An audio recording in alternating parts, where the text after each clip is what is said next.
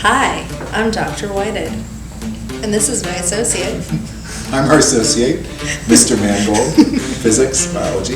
Yes. We're going to prove to you that Hollywood lies to you. We're watching some movie clips that you guys provided to us that are on YouTube, and after each one we'll talk about the science in them and whether we see bad science or good science. Lack thereof. Yeah. So the first clip was from, I think it's one of the Wolverine movies. It says The Wolverine, and it's the atomic bomb scene.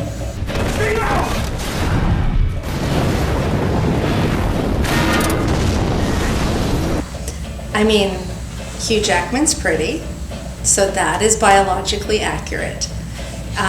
That's where it ends. So he is running from an atomic bomb, looking pretty. We've established that. Shirtless for some inexplicable reason. And then they jump down, what was it? Like a well or like a well. A hole, yeah, in the ground. How can he regenerate his tissue if he has a metal skeleton and in your bone marrow you have your white blood cells which help you heal from an infection? And there's all this fire that comes down the hole, which means it should have consumed all the oxygen, so the person he supposedly saved should have died. Plus, well, he would have died. That would superheat the air, and so the regular human should have died because of that as well. Plus, did Hugh Jackman's clothing even get burned? No. No, he got burned, but his pants were very special, and they didn't burn. Oh, nope, there they are, all the pants. Still got the pants on. But right. He's like a shish kebab. And his body hair comes back beautifully, and it's very styled. So apparently when we regenerate, we get our haircut back. And then just not to mention the man that's underneath the metal plate has like one tiny little singe on his cheek and is not even winded and just gets up and runs away. So somehow there was oxygen for him and the metal plate did not conduct heat. Yeah. And which is like about the best solid conductor of heat that there is. Do you want to try a different one? Sure. Okay. What do you think?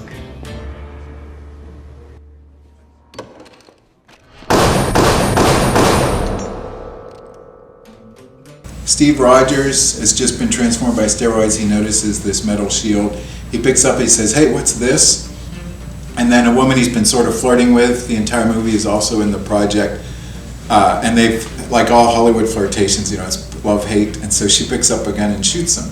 Shoots it, and it bounces off the shield. And the bullets, instead of flying around the room and killing everyone else, the shield absorbs them and they fall straight down. That's what everyone does when they like someone, is they say, yes. "Hey, I like you. That's I'm the gonna relationship. Try and shoot you." That was my favorite part of this movie, was the relationship between with this couple.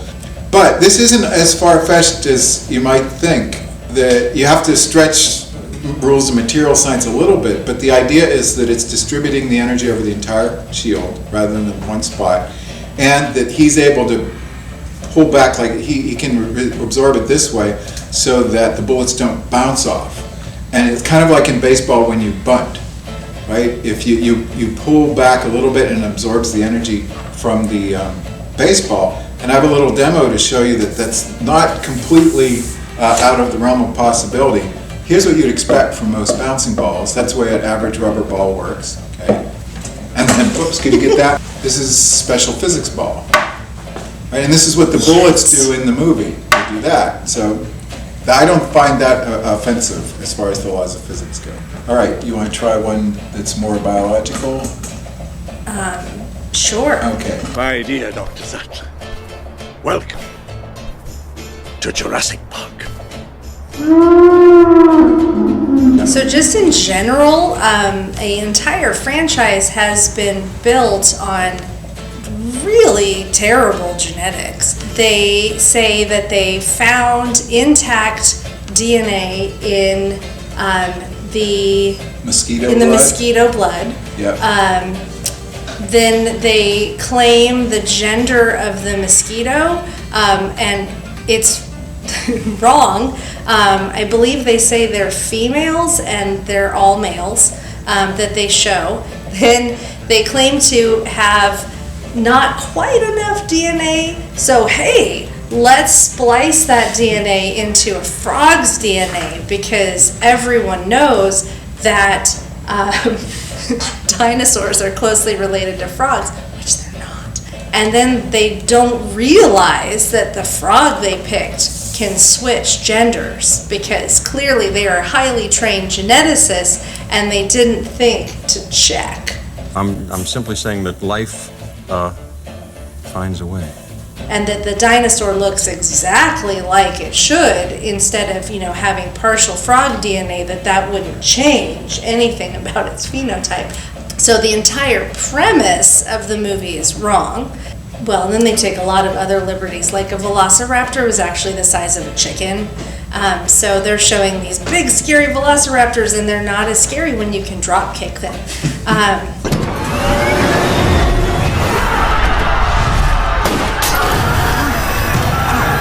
All right, so this is Liam Neeson and I don't know what, some criminal with a gun on a plane, and he shoots a window out, and so of course you have the usual scene where there's decompression and the air starts flying out the window and the pilot loses control and the plane is plummeting.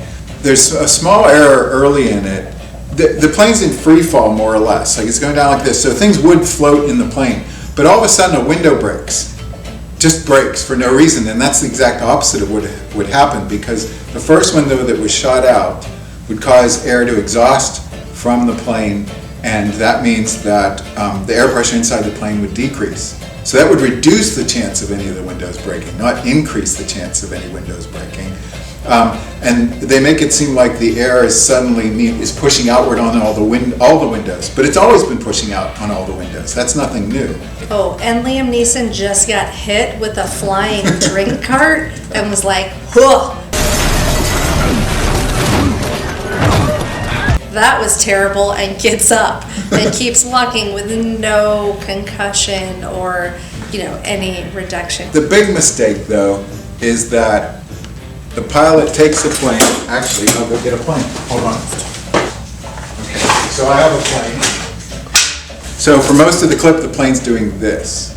Okay. And then there's one part where the pilot gains control and the plane does this.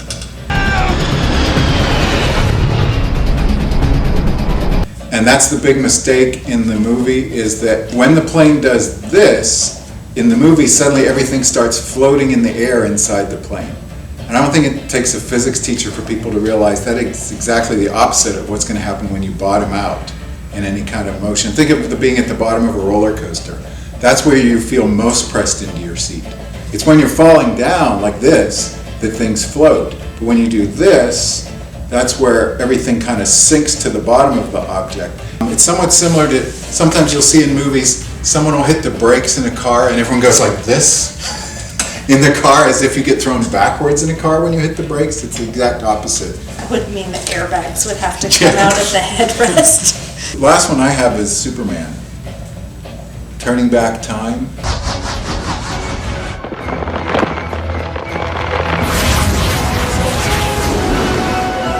He's anguished because Lois Lane just died, right? There was an earthquake. Lex Luthor caused two different disasters too far apart for Superman to stop them. I am very impressed with your superhero for knowledge. My knowledge of crappy movies. He's so upset that and at the beginning of the movie, his father told him, "You must not interfere with the affairs of humans. You must not use your powers to break the rules of nature or anything." And he decides he's not going to do that. And so what he does is, like, if you think of the Earth as spinning like this, he flies around it in the wrong direction, gets it to stop, and then spin the other way. So they show the Earth coming to a stop.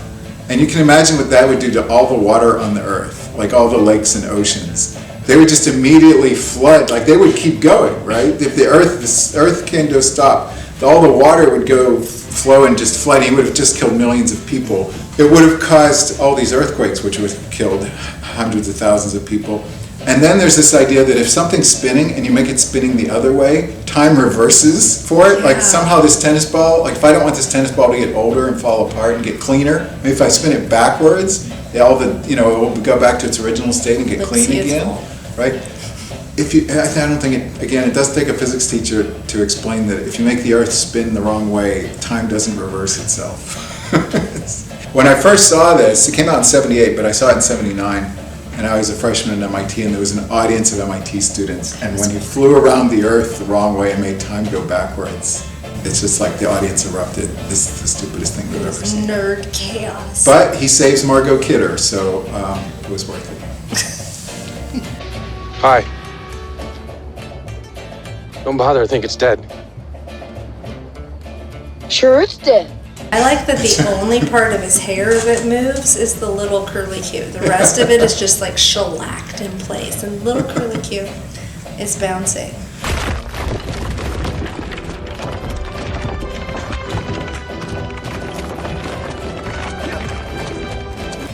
He's running up, he's falling falling bricks, which he rocks. would just push them down faster. It's the hair. The Yeah. hair is giving him It's got magical elf hair. powers. Okay. And the ears. Oh, because he pushed down, he just make the rocks fall fast. Like the idea There's is no that resistance. momentum's conserved, so all he would do is push the rock away from himself, and he would move this way. That's true, but for him to move up as much as he did and as fast as he did, that rock, assuming it's like 1/3 of his mass or 1/5 of his mass, he would have to move down really, really fast, and they don't show that. They act like the rocks somehow are kind of like hanging in space, and you can step on them without actually the stepping causing them to causing them to move faster away.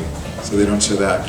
Plus, there's a problem I have with all these movies, which is that you can tell how bad, how evil a person is by how ugly they are. Right? Evil equals ugly. Good looking equals good person in a lot of Hollywood movies. And so I don't like that about all these fantasy movies.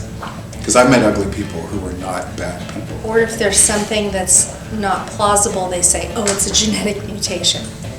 That makes it all right. That explains everything. We just ignore physiology because it's a mutation.